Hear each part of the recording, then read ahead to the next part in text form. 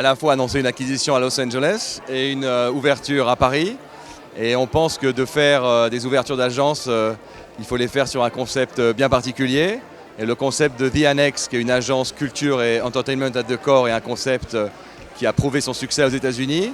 Et on pense que par le savoir-faire d'Havas en France, qui est évident, on a toutes les bases du succès d'une future agence avec une expertise bien particulière. Ce sera une agence qui fera partie d'un réseau international, le réseau The Annex, qui est aujourd'hui un réseau très américain, mais elle aura tous les codes d'une agence parisienne, à la fois dans ce qu'on aime dans Paris, mais un des éléments importants à Paris, c'est la modernité. Paris est souvent vu comme une ville historique, disons, mais c'est aussi une ville très moderne sur plein d'aspects, notamment sur l'aspect culturel. Et The Annex Bastille sera un grand succès, croyez-moi.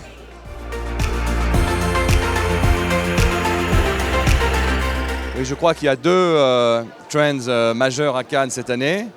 Le premier, c'est l'importance croissante que prend le purpose, le meaning, la quête de sens pour les marques.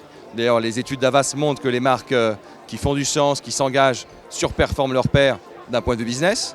Et le deuxième point, c'est l'importance de l'entertainment et du contenu qui devient de plus en plus lié à la publicité. D'ailleurs, vous voyez sur la croisette la présence de nombreux médias, de social entertainment qui ne venaient pas avant.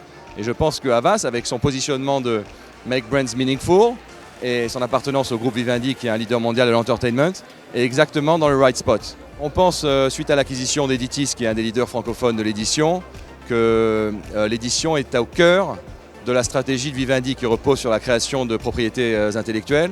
La plupart des grands films, la plupart des grandes séries, des musiques, de certaines publicités viennent de livres.